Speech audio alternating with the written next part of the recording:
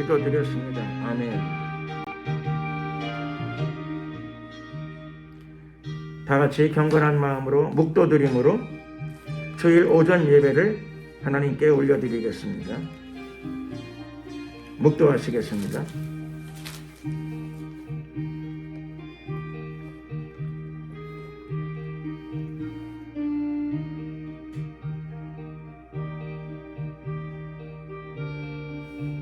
하나님이 세상을 이처럼 사랑하사 독생자를 주셨으니 이는 저를 믿는 자마다 멸망치 않고 영생을 얻게 하려 하심이니라. 하나님이 그 아들을 세상에 보내신 것은 세상을 심판하려 하심이 아니요 저로 말미암아 세상이 구원을 받게 하려 하심이라. 저를 믿는 자는 심판을 받지 아니하는 것이요 믿지 아니하는 자는 하나님의 독생자의 이름을 믿지 아니하므로 벌써 심판을 받은 것이니라. 그 정죄는 이것이니 곧 빛이 세상에 왔으되 사람들이 자기 행위가 악함으로 빛보다 어두움을 더 사랑한 것이니라.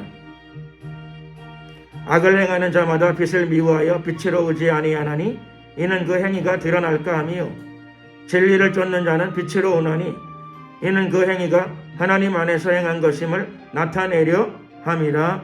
아멘. 찬송가 1장으로 찬양을 드리겠습니다.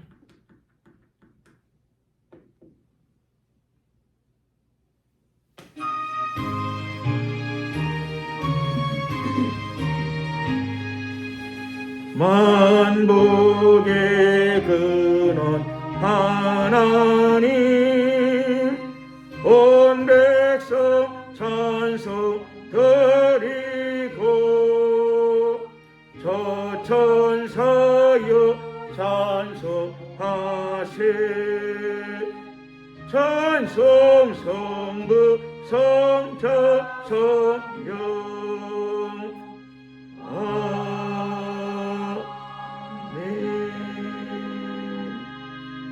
사도신경으로 신앙 고백을 드리겠습니다. 전능하사 천지를 만드신 하나님 아버지를 내가 믿사오며 그 외아들 우리 주 예수 그리스도를 믿사오니 이는 성령으로 잉태하사 동정녀 마리아에게 나시고 본디오 빌라도에게 고난을 받으사 십자가에 못 박혀 죽으시고 장사한 지 사흘 만에 죽은 자 가운데서 다시 살아나시며 하늘에 오르사 전능하신 하나님 우편에 앉아 계시다가 저리로서 산자와 죽은 자를 심판하러 오시리라. 성령을 믿사오며 거룩한 공예와 성도가 서로 교통하는 것과 죄를 사하여 주시는 것과 몸이 다시 사는 것과 영원히 사는 것을 믿사옵나이다. 아멘. 찬송가 14장으로 찬양을 드리겠습니다.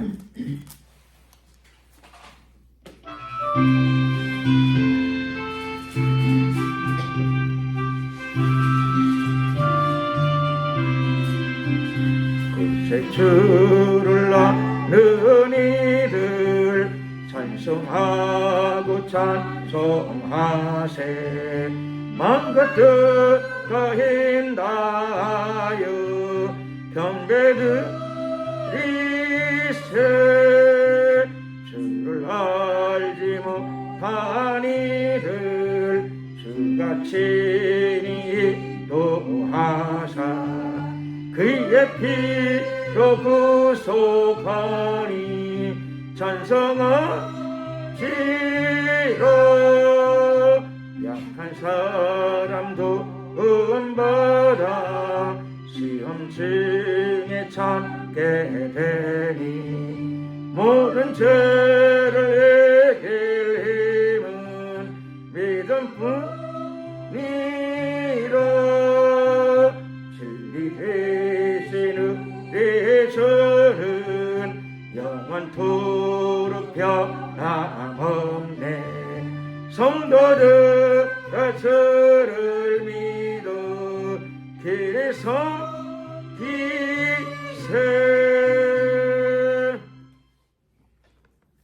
합심으로 기도드릴 적에 이 시간에 우리가 나라와 민족을 위해서 기도드리겠습니다. 대선을 앞두고 있는데 대선의 전 과정을 하나님 주관하여 주시고 부정선거 일자 발생하지 못하도록 막아주시고 대한민국을 위해서 합당하고 아름다운 결과 하나님 보시기에 의롭고 좋은 결과, 축복된 결과가 나타나게 하옵소서. 대한민국이 바른 길로 걸어갈 수 있도록 주님께서 이 나라를 주관하시고 또 대통령 선거를 모두 주관하여 주시옵소서. 주여 한번 부르고 이를 위해 간절히 기도드리겠습니다. 주여.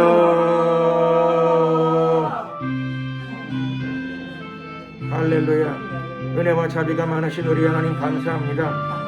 이 시간에 이 나라와 민족을 위해서 먼저 기도드립니다. 하나님, 대한민국 대선을 앞두고 있사오니 하나님 이번 선거의 모든 과정을, 전 과정을 하나님 주관하여 주시옵소서. 평안한 선거가 되게 도와주시옵시고 하나님 또한 부정선거 일절 발생하지 못하도록 원천 봉쇄, 원천 차단, 완전히 차단하여 주시옵소서. 역사하소서. 모든 선거의 절차와 과정들을 모두 주관하여 주시옵시고 또 하나님이 대선의 결과를 통하여 대한민국이 바른 길을 걸어갈 수 있도록, 의의 길을 걸어갈 수 있도록, 하나님이 원하시는 길을 걸어갈 수 있도록 결과도 주관하여 주시옵소서. 대한민국을 위한 축복된 결과가 나올 수 있도록 하나님 역사하시고 함께하여 주시옵소서. 영화로우신 우리 하나님, 하나님의 말씀의 가치들, 진리의 가치들을 이 땅에 실현시킬 수 있는 후보자를 세워주시고 대통령으로 세워주시옵소서. 하나님, 온 교회의 기도 소리를 들어주시옵시고 대한민국을 위해 바른 길을 제시하고 끌어갈 수 있는 하나님 훌륭한 인물로 하나님 대통령을 삼아주시옵시기를 간절히 빌고원하옵나이다. 하나님 함께하여 주시옵소서. 또 하나님 남북 간에 예수 그리스도 안에서의 복음 통일, 평화 통일이 이루어질 수 있도록 하나님 도와주시옵소서. 그를 위하여 예비된 후보를 대통령으로 세워주시기를 간절히 빌고원합니다. 모든 국민들의 마음과 생각을 주관하여 주시옵소서. 7천만 우리 민족을 위하여 좋은 결과가 나타날 수 있도록 도와주시옵시고 복된 결과가 이루어지게 하여 주시옵소서. 하나님 역사하소서. 역사하소서. 아무쪼록 이 마지막 때에 저 북녘 땅 안에 예수 그리스도의 복음이 광범위하게 전파되기를 원하옵나이다. 보편적으로 전파되기를 원하오니 아버지 역사하소서. 함께하소서. 임하소서. 이 나라의 민족을 긍휼히 여겨주시기를 간절히 빌고 원하옵나이다. 하나님의 나라가 이 나라의 민족 가운데 임하게 도와주시옵시고 특별히 대한민국 다음 세대로 예수 그리스도의 복음이 힘있게 증거되어질 수 있도록 주님 역사하소서. 역사하소서. 함께하소서. 축복하소서. 주님을 찬양합니다. 영광을 받으소서. 할렐루야. 대한민국의 모든 부분과 계층 안에 대한민국 사회의 모든 계층과 부분 안으로 영역 안으로 예수 그리스도의 복음이 증거되게 하시고 하나님의 말씀의 가치가 실현되어지게 하소서. 역사하소서.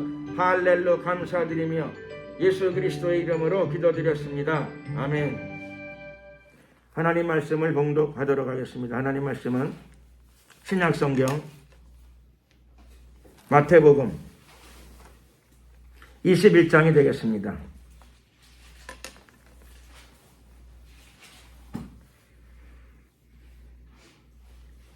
신약성경 마태복음 21장 1절 말씀부터 11절까지 마태복음 21장 1절에서부터 11절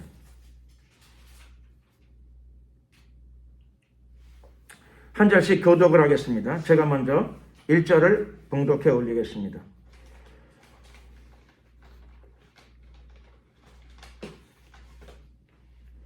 저희가 예루살렘에 가까이 와서 감람산 벳바게에 이르렀을 때에 예수께서 두 제자를 보내시며 이르시되 너희 맞은편 마을로 가라. 곧 매인 나귀와 나귀 새끼가 함께 있는 것을 보리니 풀어 내게로 끌어오노라.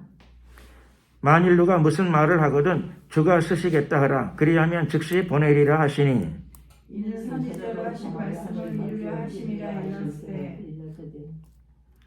시온 딸에게 이르기를 내 왕이 내게 임하나니 그는 겸손하여 나귀 곧 멍에 매는 짐승의 새끼를 탔도다 하라 하였느니라.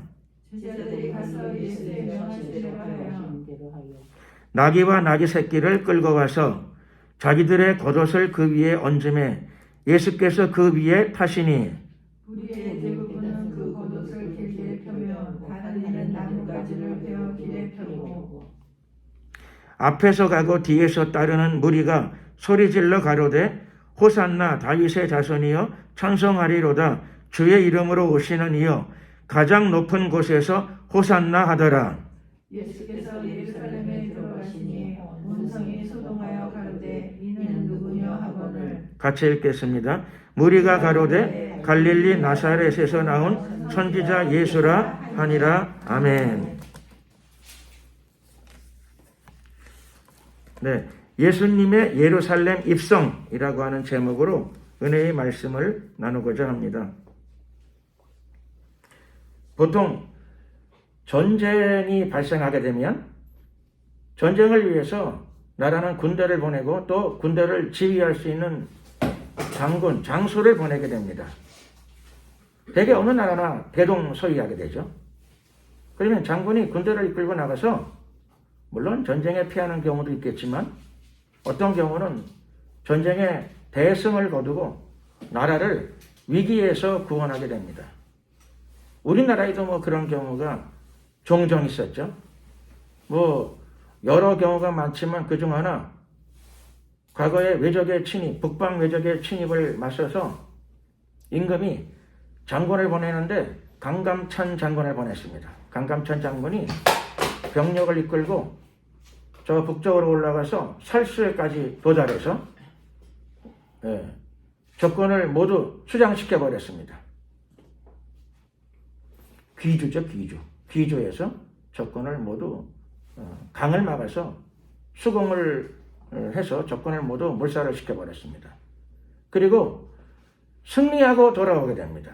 승리하고 돌아오게 되는데 장군이 보통 돌아오게 되게 되면은 그렇죠. 한양도성의 입성식이 벌어지게 되겠죠.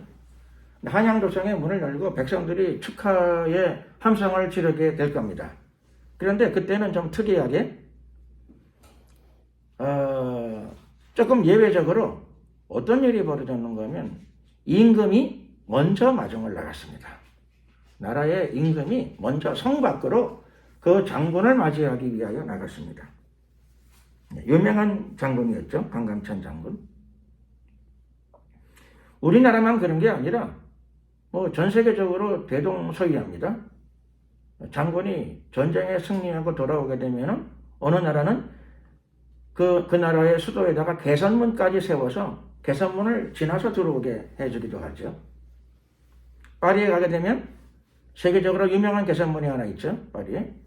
그 개선문, 나폴레옹이 승전을 하고 돌아올 때 그 개선문을 지나왔다고 제가 들은 적이 있습니다.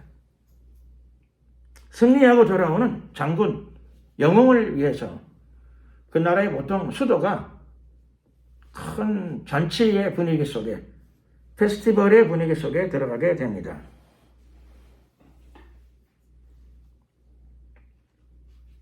장군이 승리하는 경우도 있지만 보통 대규모 전쟁은 고대에서 왕이 직접 이끌고 나갔던 경우들도 많이 있었습니다.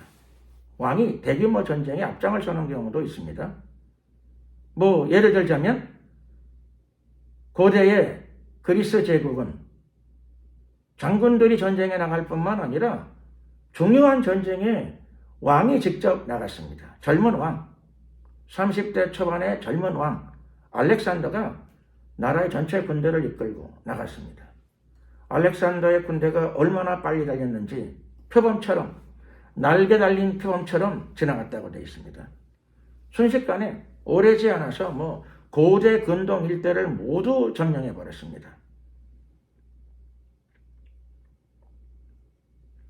승리하는 영웅, 승리하는 왕, 이런 것들은 우리는 역사 속에서 종종 보게 됩니다. 그런데 우리가 믿는 예수님, 하나님의 아들, 나의 구세주로 믿는 예수님도 사실 지위상으로 어떤 지위를 가지고 있는가 하면 그리스도, 예수님은 그리스도이시죠. 근데 그리스도의 의미는 세 가지를 겸합니다. 왕이요, 선지자요, 대제사장을 겸하는 직분입니다. 또 왕을 겸하고 있는 직분이죠. 그리스도는. 그러므로 그리스도는 왕이십니다. 사실 조금 더 정확하게 표현하게 되면 왕들 중에 왕, 왕 중에 왕이십니다. 예수님이 이 땅에 오셔서 왕으로서, 그리스도로서 3년간의 공적 생애를 마감 지으실 때가 왔습니다. 예수님은 이 땅에 33년간을 사셨습니다. 33년. 오래 안 사셨죠? 저도 예수님보다 훨씬 오래 살아요. 거의 2배 가까이 살려고 그래요. 이제. 오래 사는 거죠. 예수님보다 오래 살고. 예수님은 3년 사역을 하셨는데 저는 횟수로 따지면, 이 땅에서의 횟수로 따지면, 물론 뭐 저보다 많이 하신 목사님들도 수두룩하게 많지만, 저 같은 경우만 해도 뭐 예수님 사역에 그렇죠. 2배, 3배, 4배도 넘을 거예요. 기간이. 그러니까 기간이 굉장히 땅에 있는 대부분의 목사님들이 뭐 특별한 사고나 불행을 겪지 않으면 대부분 다 예수님보다 오래 사역을 하게 돼요. 시간적으로. 오래 사역을 하게 돼요. 그걸 보게 되면 예수님의 사역은 굉장히 짧았다. 보통 선지자들이나 왕들이나 또는 뭐 제사장들이나 목회자들에 비해서 굉장히 짧은 사역의 시간을 가지셨다라고 하는 것을 우리는 성경을 통해서 알게 됩니다.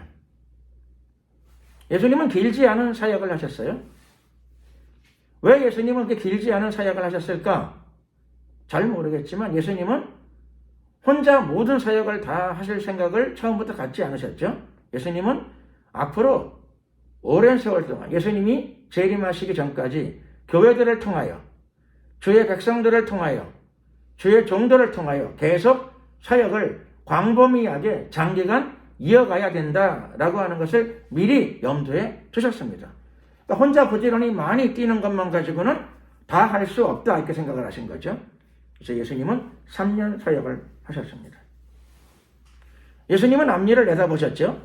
예수님은 십자가에 달리시기 전에 이미 자신이 예루살렘에 올라가 대제사장들과 서기관들에게 고난을 당하고 죽임을 당하게 될 것이다. 그리고 3일 만에 다시 살아나게 될 것이다. 그래서 예수님의 순환과 고난도 미리 알려주셨습니다. 예수님은 그리스도, 메시아이시죠. 예수님은 하나님의 아들이십니다.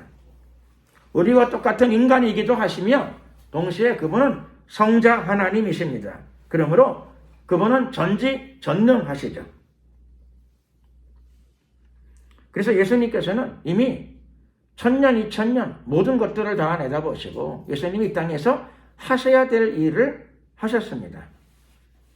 아마 앞으로 교회 시대가 펼쳐지게 되니까 그 교회 시대를 위하여 사도들을 세우시고 또 사도들을 훈련시키는 시간을 3년 공생애 때에 집중적으로 많이 가지셨습니다. 12사도를 훈련시키고 70인의 전도인들을 훈련시키고 기타 기도하는 하나님의 일꾼들을 준비시키셨습니다.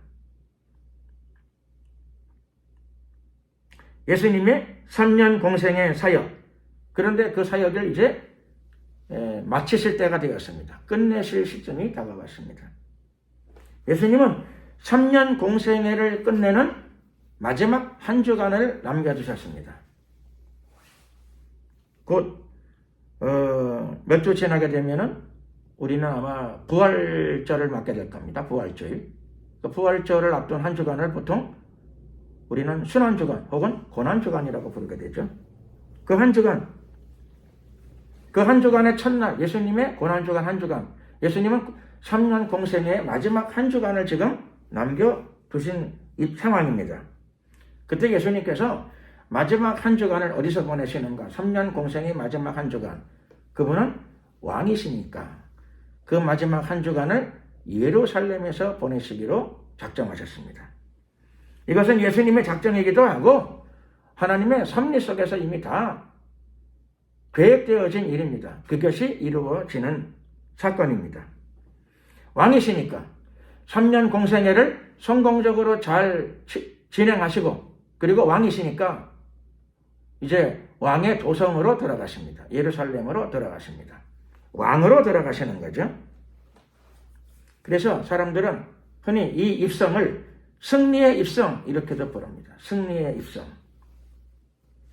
승리의 입성이기도 하고 또 사실 예수님은 이 입성을 통해서 마지막 사역을 감당하시죠. 죽음으로 예수님 자신의 피로, 보혈로 인류의 죄값을 치르는 마지막 사역도 감당하러 예루살렘으로 들어가십니다. 예루살렘 입성 전에 예수님은 예루살렘 건너편, 예루살렘 바로 앞에 있는 감람산까지 이르셨습니다. 감람산은 사실 높은 산이긴 한데, 높은 산이지만 가보면 그렇게 높아 보이질 않아요. 왜 높아 보이질 않느냐? 예루살렘 앞에 있는 동쪽에 있는 산이지만 예루살렘에서 이렇게 보게 되면 높은 산으로 보이지 않는 이유는 예루살렘 자체가 높은 곳에 있으니까. 그러니까 감람산 꼭대기하고 예루살렘 도시하고 높이가 둘 다 높으니까 별 차이가 느껴지질 않아요. 그러니까 예루살렘에서 감람산을 보게 되면, 예루살렘 도시에서 감람산을 보게 되면 그냥 동산처럼 보입니다. 동산. 예루살렘 자체가 높은 지대니까, 아주 높은 지대예요. 그리고 매우 가깝습니다. 그러니까 성문만 열면 바로 앞에 있는 산입니다. 동산입니다. 동산. 그러니까 감람산을 지나서 예수님께서는 이제 예루살렘 성으로 바로 들어가실 채비를 하고 계십니다. 근데 조금 신기한 것은 예수님은 이제껏 걸어다니셨어요. 주로 도보로 3년 공생의 대부분을 걸어다니셨어요. 근데 참 재미나는 거는 예루살렘 들어가는데 갑자기 예수님께서 나귀를 타고 들어가시려고 하십니다. 나귀. 다리가 아프면 이해가 가는데 타시려면 미리 타시지. 그 많은 길을 걸어다니시다가 바로 예루살렘 문 앞까지 다 와가지고 갑자기 고문을 지나가는데 나귀를 타고 가시려고 그러세요. 신기한 일이죠. 신기한 일이에요. 저 같으면 나에게는 그런 일도 안 생길 일도 없지만, 그러나 저 같으면 처음부터 나귀를 타든가, 그렇죠. 오랫동안. 그러면 훨씬 에너지를 절약할 수 있으니까. 편리한 생활을 할 수 있으니까.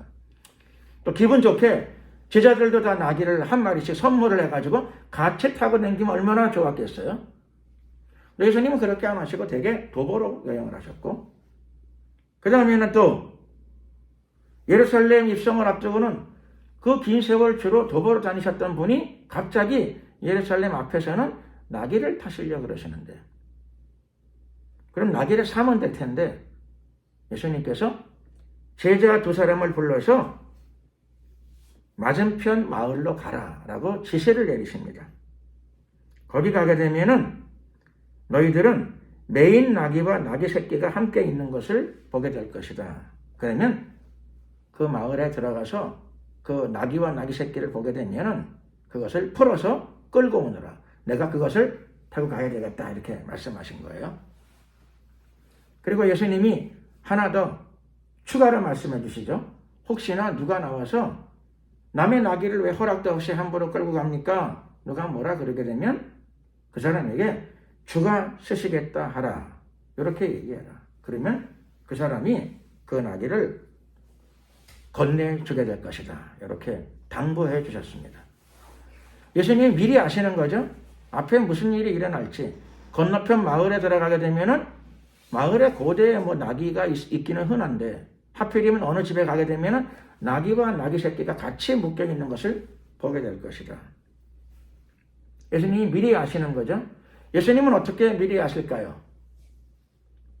예수님은 어떻게 미리 아시는 거 아니? 그분이 성자 하나님이시기 때문에 그렇죠. 전지전능하시니까 모든 것을 다 아시죠. 건너편 마을에 나귀가 있는 것도 아실 뿐만 아니라 어느 집에 가게 되면은 나귀와 나귀 새끼가 함께 있는 것도 예수님이 미리 알고 계십니다. 그분은 성자 하나님이시며 메시아, 즉 그리스도이십니다. 그러니 모든 것을 다 알고 계세요. 그런데 전지전능하신 분이 비행기를 타고 가시던가 아니면 백마 타고 들어가시던가. 고대 왕들은 주로 왕들이 잘 탔던 게 백마였거든요. 백마? 왕은? 백마는 드문 말이죠. 색깔이 드물어요. 왕들이 흔히 백마를 잘 탔고 우리나라 고대에도 왕들이 백마를 탔다는 얘기가 있습니다. 백마. 예수님 백마 타고 들어가시면 좋을 텐데 왜 하필이면 나귀를 타고 가시는가? 그것도 나귀 새끼를 왜 타고 가시는가? 그것은 예수님께서 하나님 말씀에 순종하시기 위함입니다. 순종. 예수님의 생애의 모든 생애는 전부 하나님 말씀에 대한 순종의 생애입니다. 예수님의 생애는 위대하다, 초라하다 그렇게 말할 수가 없어요. 예수님의 말씀은 예수님의 생애는 놀랍다 또는 예수님의 생애는 불편하다 그렇게 말할 수가 없어요. 왜냐하면 예수님의 생애는 전부 일관되어 있습니다. 일관적입니다. 예수님의 생애는 어떤 생애인가 하면 하나님의 말씀에 순종하는 생애입니다. 믿으시면 아멘 하시기 바랍니다. 그러니까 매우 단순한 거죠. 하나님 말씀을 그대로 순종하는 생애입니다. 순종하는 생애. 위대하고 초라하고가 없어요. 그냥 말씀을 순종하는 생애예요. 어떤 말씀요? 기록된 말씀을. 그러니까 성경에 나와 있는 말씀을 그대로 순종하고 살아간 생애입니다. 특별히 예수님의 3년 생애는 구약 성경에, 성경 그러면 구약 성경이죠. 예수님 때에는 당연히 신약 성경이 없습니다. 예수님이 부활 승천하시고 나중에 제자들이 차차 성경을 기록했기 때문이죠. 그게 신약 성경입니다. 그러니까 성경에 나타난 성경, 예수님이 말씀하신 기록된 말씀, 그럼 무조건 다 그냥 구약 성경입니다. 구약 성경. 예수님은 구약 성경을 공부하셨고 알고 계셨고, 그리고 특별히 구약 성경 안에 자기에게 해당하는 말씀을 그대로 지키셨습니다. 예루살렘 입성, 빨리 하는 게 중요할까요? 천천히 하는 게 좋을까요? 구약성경에 그건 없어요. 예루살렘에 가급적 빨리 입성하라 또는 여유를 가지고 천천히 입성하라, 그건 어떻게 하든 그게 중요한 게 아니에요. 그럼 뭐가 중요할까요? 예수님이 예루살렘 입성하는 데는 하나님의 섭리 속에 입성하는 거예요. 그리고 그 놀랍게도 예수님의 예루살렘 입성에는 그 과정도 성경에 기록이 되어져 있다는 거예요. 없으면 예수님은 자유롭게 하셨을 거예요. 도보로 왔으니까 그냥 가지 뭐. 거리가 얼마 안 돼요. 얼마 되질 않아요. 걸어가면 되는 거예요. 아니면 좋은 말을 구비해서, 그렇죠? 12제자와 더불어 말 13마리를 구비해서 예수님을 타시고 12제자도 타고, 예수님은 좋은 말 100마 타고 왕답게, 그렇고 보무도 당당하게 입성하면 좋을 것 같은데 그건 내 생각이고, 그건 어떤 사람들의 생각이고, 예수님은 그렇게 안 하셨습니다. 예수님은 예루살렘에 입성하는 과정도 구약 성경에 예루살렘 입성, 메시아의 예루살렘 입성에 대한 내용이 기록되어져 있습니다. 어디에 기록되어져 있느냐? 구약 성경 이사야 62장 11절, 구약 성경 스가랴 9장 9절 이하에 거기에 기록되어져 있습니다. 어떻게 기록되어져 있는가 하면 그게 오늘 마태복음 21장 5절 말씀입니다. 5절에 구약 성경에 기록된 걸 그대로 인용한 거죠. 시온의 딸에게 이르기를, 여기 시온의 딸은 여자만을 의미하는 게 아니고 시온에 사는 모든 주민들, 그런 뜻입니다.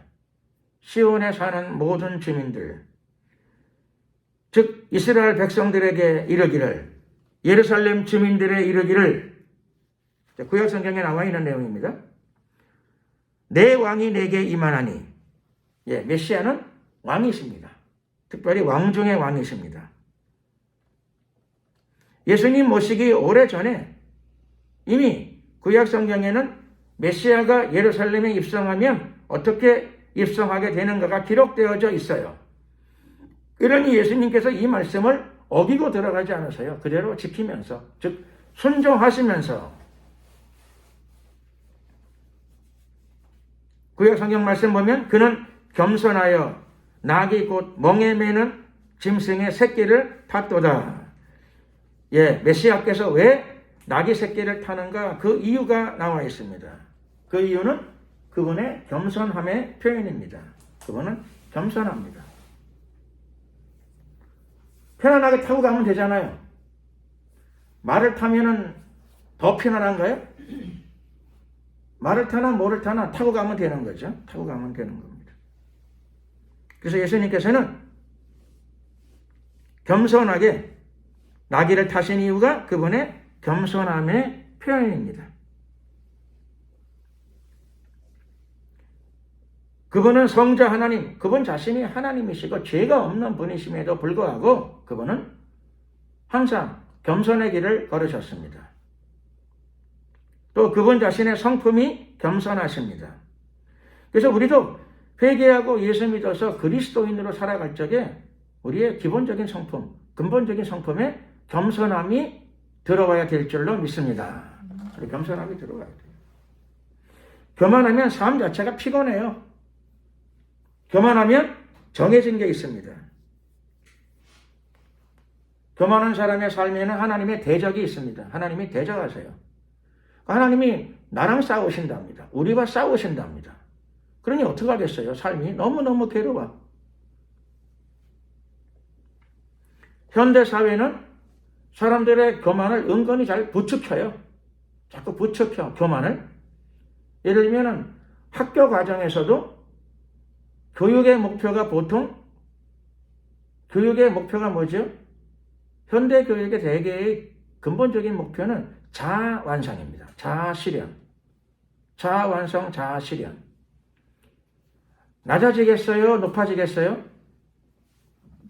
자아를 완성하다 보면 그렇죠. 쌓고 지식도 쌓고 체력도 쌓고 그러다 보게 되면 자기도 모르게 높아지기 쉬워요. 자기를 높이는 걸 뭐라 그러죠? 영어로는 프라이드 그래요. 프라이드를 꺾으라 그러나요? 프라이드를 세우라 그러나요? 사람들은 흔히 프라이드를 가지라, 프라이드를 세우라 그런 말을 많이 해요. 현대 교육이 되게 학교 교육의 기본 방향이 되게 그런 거예요. 자아 실현, 자아 완성. 영어권 사람들도 프라이드를 갖고 프라이드를 세우는 삶을 되게 선호해요. 선호. 그러면 자기도 모르게 교만으로 내 안에 교만이 자꾸 만들어지기 쉬워요. 교만이 만들어지기 쉽습니다. 교만이 형성되기 쉽습니다. 벌써 많은 교만들이 만들어져 있어요. 나도 모르는 사이에 내가 교만해지지 않으려 그러는데 근데 얘기를 들어보게 되면 벌써 교만해져 있어요. 그런 경우가 많아요. 근데 본인이 몰라요. 주위 환경이 우리를 그렇게 교만하게 만들어 놨어요. 알면 고쳐볼 텐데 몰라요. 그리고 주위에 겸손한 사람들이 별로 없어요. 다 나보다 교만해. 나도 교만한데 주위에 있는 사람들이 대부분 다 나보다 교만해. 그러면 어떻게 될까요? 그 사람은 앞으로 교만해질까요? 겸손해질까요? 아마 교만해지기 쉬울 겁니다. 나는 교만한데 내 주위 사람들이 다 나보다 교만해. 그러면 나는 상대적으로 겸손하다고 생각을 하기 쉬워요. 상대적으로 나는 겸손하다. 기준이 주위의 사람들 보니까 다 나는 사실 주위 사람들 대부분보다 나는 나를 낮추고 있어. 그럼 내가 겸손한 거 아니겠어요? 상대적 겸손이죠. 상대적 겸손. 그런데 그리스도인들은 상대적 겸손이 아니라 기준이 상대적인 것이 아니라 말씀을 따라 자기를 낮춰야 됩니다. 예수님은 우리 모든 그리스도인들에게 겸손의 본을 보여주셨습니다. 겸손의 본뿐만 아니라 순종의 본을 보여주셨어요. 예수님의 목적은 인류 구원 아니에요. 그럼 인류를 구원하면 되지 뭐까지는 나귀를 타면 어떻고 말을 타면 어떻고 나귀 새끼를 타면 어떻고 걸어가면 어때요? 인류 구원을 하시면 되지. 근데 인류 구원은 아무렇게나 되는 게 아니고 요술 방망이가 금 나와라 뚝딱 은 나와라 뚝딱 이렇게 이루어지는 게 아니고 인류 구원의 하나님의 뜻, 하나님의 섭리는 하나님의 계획 가운데에서 하나씩 모든 것들이 다 이루어져야 되는 것입니다. 그러니까 성질 급한 사람은 그런 일에 참여하기 쉽지 않겠죠? 쉽지 않습니다. 자기를 낮추고 겸손할 뿐만 아니라 꾸준히 순종의 길을 걸어가야 하는 과정이 필요합니다. 예수님은 바로 그 과정을 걸으셨습니다. 그래서 우리에게 발자취를 남기신 거죠. 발자취. 예수님의 발자취를 따라가는 자들이 다 구원받게 될 것입니다. 참된 믿음이 무엇인가? 예수님의 발자취를 따라가는 거죠. 참된 구원이 무엇인가? 예수님이 직접 하신 말씀 표현을 빌리게 되면 좁은 문입니다. 좁은 문.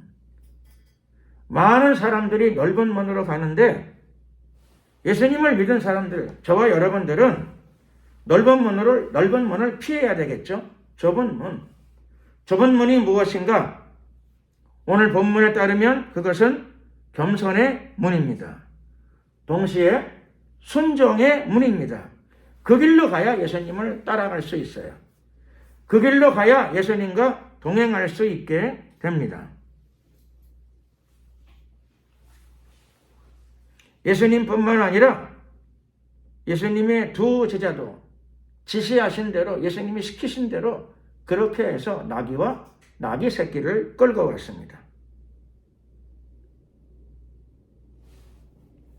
우리가 짐승을 탈 적에, 특별히 말을 탈 적에는 말이 있다 그래서 그냥 타지는 않죠. 말이 있으면 거기다가 말 안장을 준비합니다. 말 안장을 얹어놓고 그 위에 사람이 올라가죠. 말 안장. 영화에 보면 자주 나오죠. 유원지 같은 데 가도, 큰 유원지 가게 되면은 말을 또 돈 받고 태워주는 사람도 있습니다. 근데 그냥 안 타죠. 마차를 끌거나 말 타는 데 가게 되면은 말 안장을 튼튼하게 얹고 올라가서 말 고비를 잡고 타게 됩니다. 나귀를 탈 적에도 제자들이나 예수님과 함께 했던 많은 무리들이 보니까 만왕의 왕 구세주가 나귀를 타시는데 그것도 초라한 나귀 새끼예요. 나귀 보신 적이 있나요? 그림책에서 많이 보셨겠죠? 그림책에. 나귀는 보기도 말에 비해서 체격이 왜소하고 키도 굉장히 작아요. 생긴 건 비슷하게 생겼지만 말하고 강아지하고 중간쯤 생겼어요. 나귀. 말은 힘도 세고 근육질입니다. 그래서 말을 만져보게 되면 살이 잘 안 들어가죠. 단단해요, 말은. 탄탄하게 생겨요. 말은 날씬하고 탄탄해요. 근육질이에요. 나귀는요? 나귀는 제가 잘 만져보진 않았지만 나귀는 그렇지 않을 것 같아요. 말보다 왜소하고 말보다 약하고 말보다 힘이 없고 또 생김새도 그렇죠. 늠름하게 생긴 게 아니라 초라하게 혹은 귀엽게 생겼어요. 좀 귀엽게. 초라하게. 만왕의 왕 인류의 구세주 메시아께서 예루살렘을 3년 공생의 사역을 마치고 예루살렘에 입성하는데 그분이 초라하게 나귀 새끼를 타십니다. 거기다가 안장도 준비된 게 없어요. 그래서 주위에 있는 사람들이 안장이 없는 걸 보고 자기 겉옷을 벗었습니다. 겉옷을 벗어서 왕의 안장으로 거기다 이렇게 걸쳐 드렸습니다. 그랬더니 예수님께서 나귀 위에 사람들이 걸쳐준 겉옷을 안장 삼아 그 위에 타셨습니다. 그리고 마침내 예루살렘 성문 안으로 들어가기 시작하십니다. 많은 무리들이 앞에서 서고 뒤에서 서고 예수님을 옹이하고 그 안으로 예루살렘 안으로 들어가기 시작하십니다.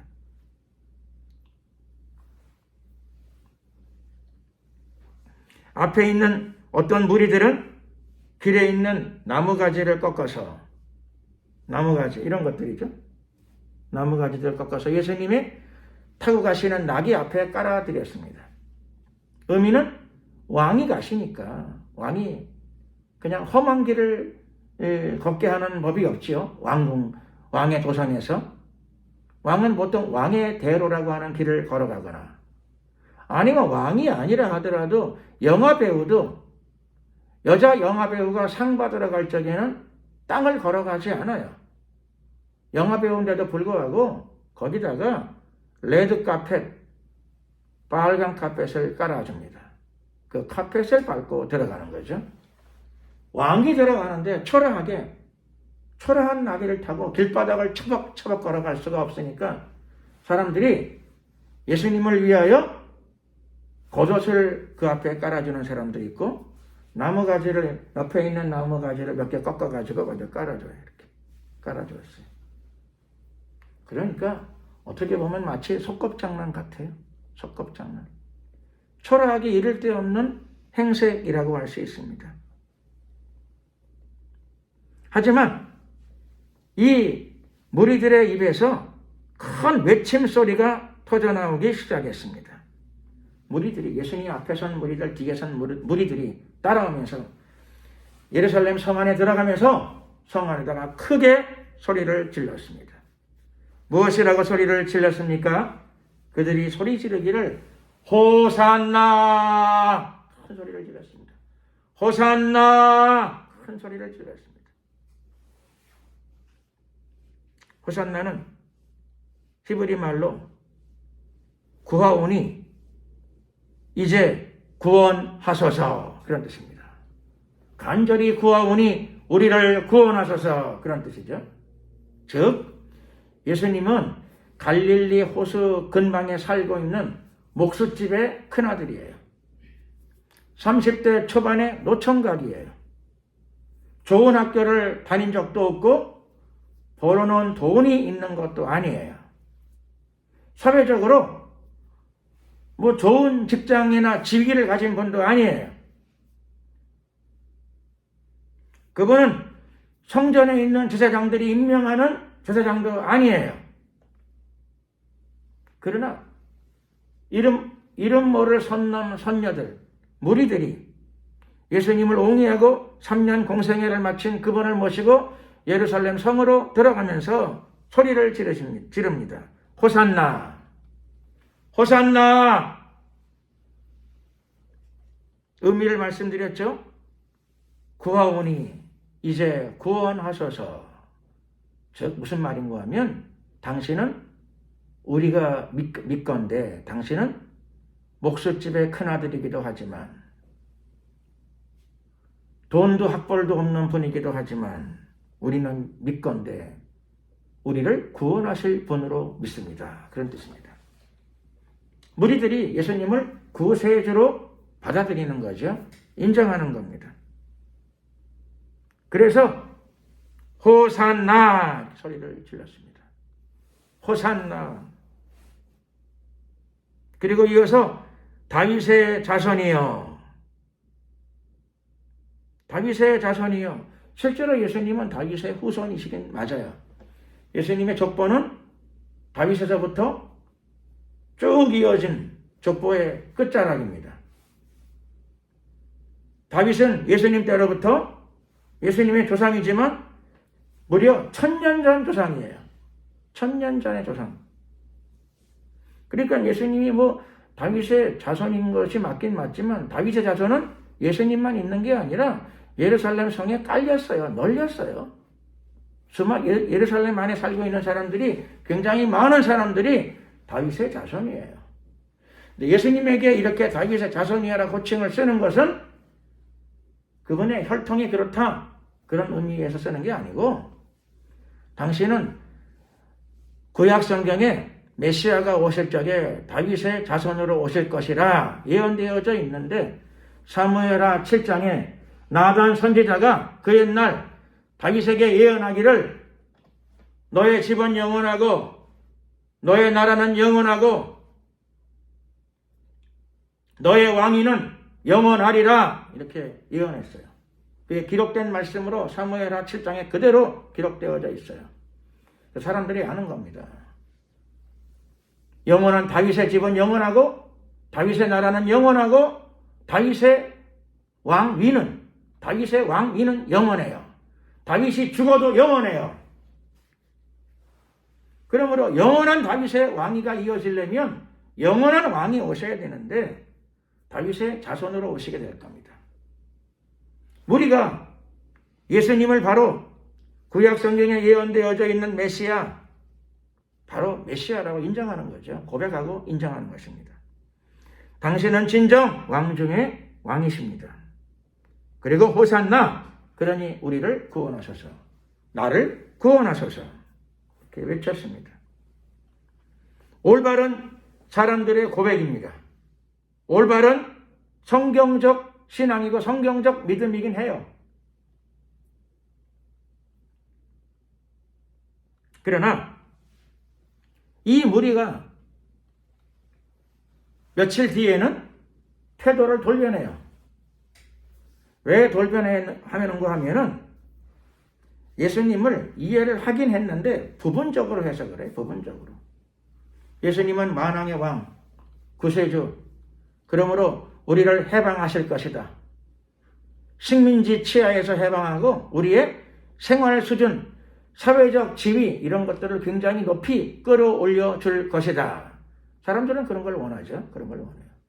근데 며칠 뒤에 예수님이 그 일을 안 하시고 체포당하시고 수모를 당하시고 모독을 당하시는 걸 보고 우리가 싸늘하게 태도를 돌변했습니다. 나는 속았다. 내 기대는 깨졌다. 우리의 기대는 깨졌다. 내가 기도한 건 이게 아닌데 이렇게 생각하는 거죠. 이렇게. 그래서 무리가 며칠 뒤에는 빌라도 앞에서 소리 지르기를 차라리 강도를 풀어주고 예수 저 사람은 오빠가 죽이시오. 다 같이 소리를 질렀어요. 소리.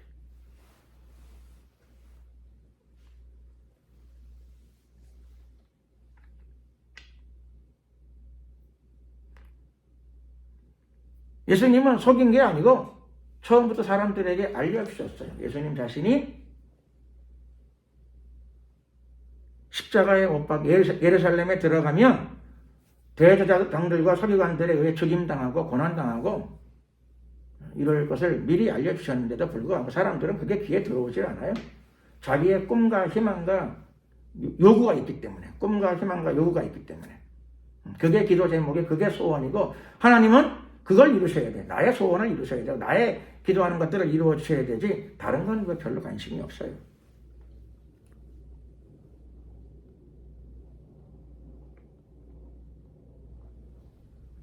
어떻게 보면 뭐 그런 것들이 그렇죠. 뭐 이기적 신앙 그렇게 말할 수 있겠죠. 자기 중심적 신앙, 말씀적 신앙은 아니죠.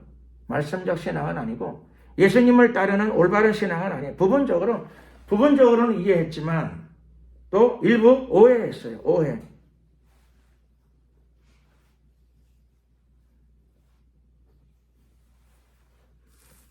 오늘 우리는 말씀을 마치면서 우리는 다 예수님을 하나님의 아들이요 나의 구세주, 십자가의 피로 나의 죄를 씻어주신 구세주라고 우리도 이 이스라엘 백성들처럼 호산나 다윗의 자손이여 예수님을 나의 구세주로 받아들이고 영접한 것은 사실입니다.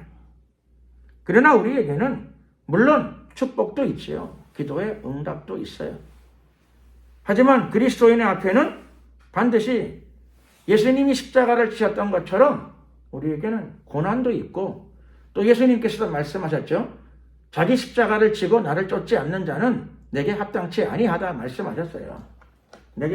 나를 따르려면 누구든지 나를 따르려면 누구든지 따를 수 있는데 누구든지 따를 수 있어요.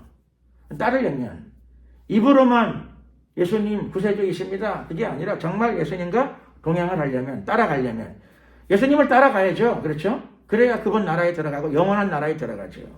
근데 예수님을 따르려면 어떻게 해야 되느냐? 자기 십자가를 져야 돼요. 자기 십자가.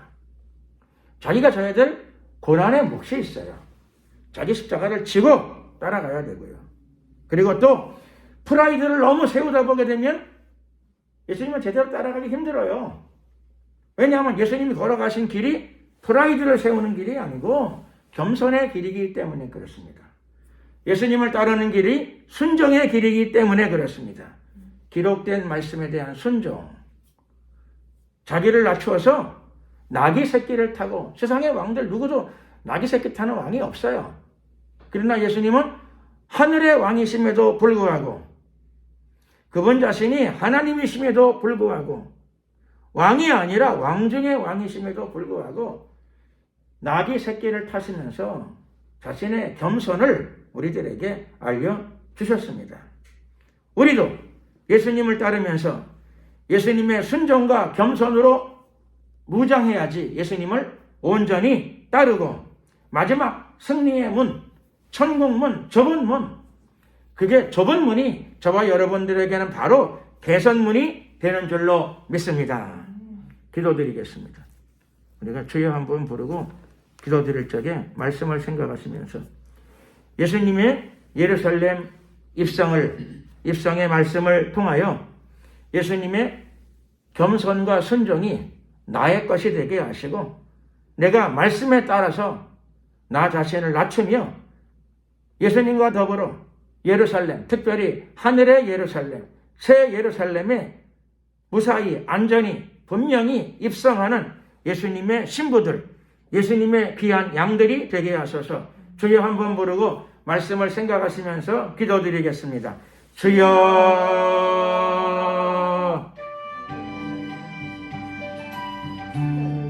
할렐루야. 좋으신 우리 하나님 감사합니다.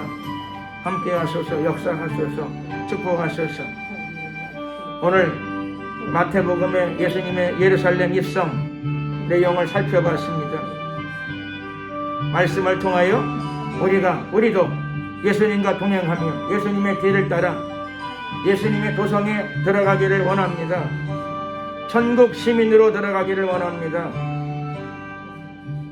예수님을 영접했사오니 예수님과 동행하는 삶, 묵묵히 예수님의 뒤를 따라가는 삶이 되게 하시고 이 땅 가운데에서도 하늘의 축복을 누리게 하시고 뿐만 아니라 우리가 져야 될 십자가의 고난, 우리가 져야 될 십자가를 우리가 잘 지고 따라갈 수 있도록 도와주시옵소서. 우리의 생애를 통하여 하나님의 영광이 나타나게 하시고 복음이 증거되어지게 하시고 우리의 생애를 통하여 하나님의 사랑이 흐르게 하옵소서. 예수님처럼 우리도 주님의 말씀에 순종하는 삶을 살아갈 수 있도록 도와주시옵소서. 이 시간도 거룩한 영, 하나님의 성령을 부어주시되 충만케 하소서, 충만케 하소서, 역사하소서. 예수 그리스도의 이름으로 하나님의 성령에 불이 임할지어다, 불이 임할지어다. 주님, 하나님의 영을 부어주시되 거룩한 영으로 충만케 하시되 겸손의 영을 부어주시고 순종의 영을 부어주시옵소서. 자기의 십자가를 버리지 않고 능히 잘 지고 주님의 뒤를 따라갈 수 있도록 도와주시옵소서. 보혜사 성령으로 우리의 영혼을 충만케 하소서, 충만케 하소서, 역사하소서. 할렐루야. 감사 영광을 주님께 돌려드리옵고 예수 그리스도의 이름으로 기도드렸습니다. 아멘. 하나님 말씀 찬양 71장입니다. 71장 찬양을 드리시면서 준비하신 예물을 하나님께 드리도록 하겠습니다.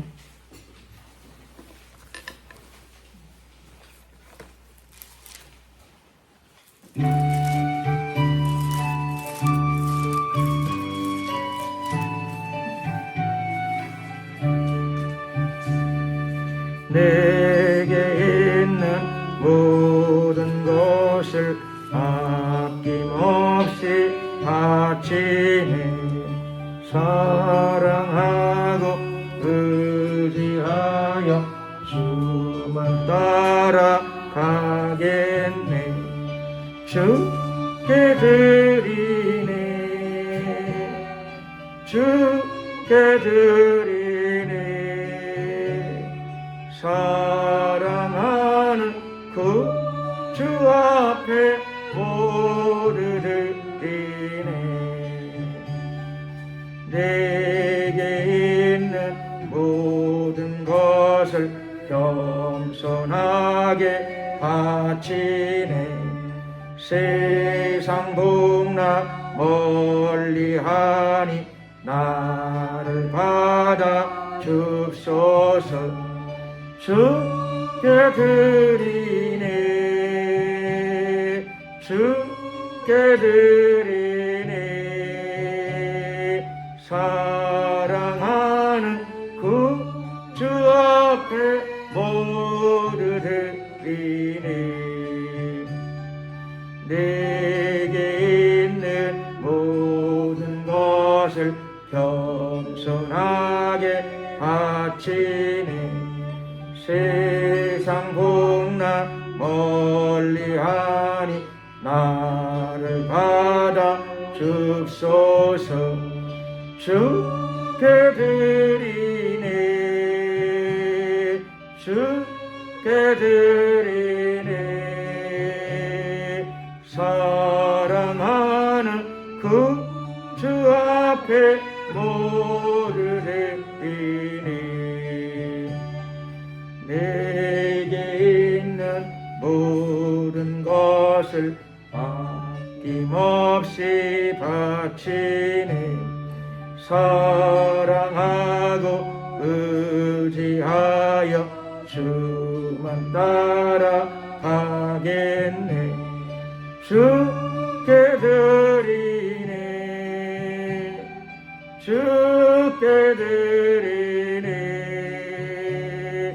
사랑하는 그 주 앞에 모두 드리네.